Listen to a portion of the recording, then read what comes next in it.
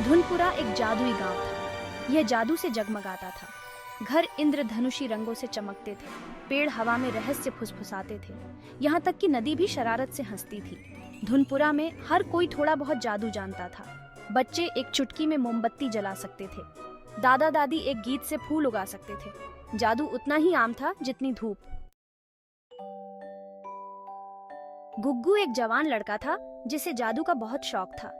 उसे जादू और करतब दिखाना बहुत पसंद था। लेकिन गुग्गू को एक छोटी सी परेशानी थी। उसका जादू हमेशा अनपेक्षित होता था। एक दिन उसने अपनी टोपी से एक खरगोश निकालने की कोशिश की। इसके बजाय उसने एक गुस्सैल हंस को बाहर निकाला। एक और बार उसने एक फूल को गायब करने की कोशिश की। यह एक विशाल तरबूज में बदल गया। गुग्गू का जादू एक कॉमेडी शो था। अपनी भुलक्कड़पन के बावजूद गुग्गू का एक बड़ा सपना था। वह अपने आदर्श महान ज़ोल्टार की तरह एक शक्तिशाली जादूगर बनना चाहता था। ज़ोल्टार पहाड़ों को फुसफुसाहट से हिला सकता था।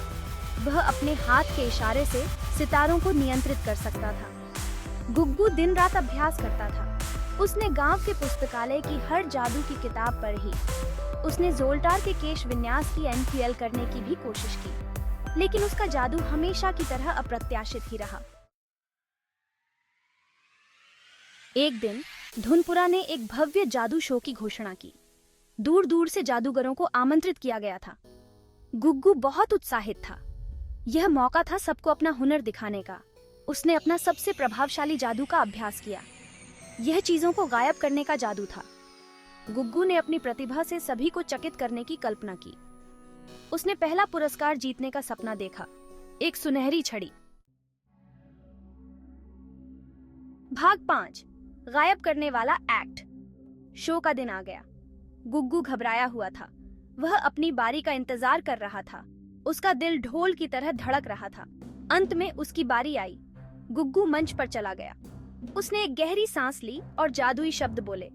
उसने अपनी छड़ी पास की एक वस्तु पर इशारा किया, एक नींद से भरा हुआ गधा जो शो का हिस्सा था। भाग 6, रहस्यमय गधा। कुछ अजीब हुआ। हवा में ऊर्जा की खड़खड़ाहट हुई। मंच धुएं से भर गया। जब धुआं साफ हुआ तो गधा गायब था। भीड़ हांफने लगी। गुग्गू ने कर दिखाया था। उसने गधे को गायब कर दिया था। लेकिन एक छोटी सी समस्या थी। गुग्गू को पता नहीं था कि गधा कहाँ गया है। भाग 7, अदृश्य की तलाश। गुग्गू में दहशत दौड़ गई।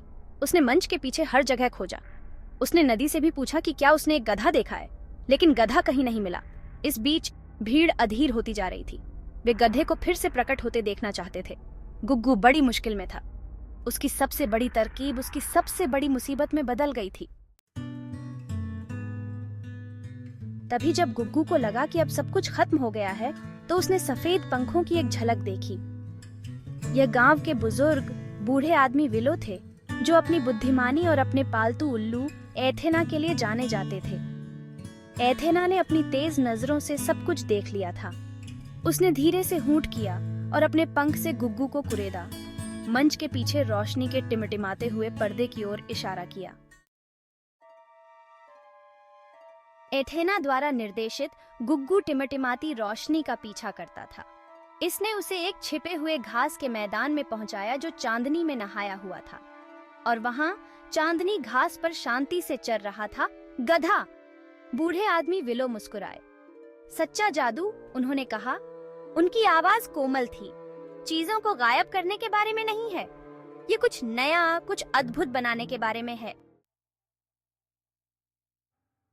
गुग्गू ने जादुई घास के मैदान को देखा। उसने महसूस किया कि प्रभावित करने की अपनी उत्सुकता में वह जादू के असली सार को भूल गया था।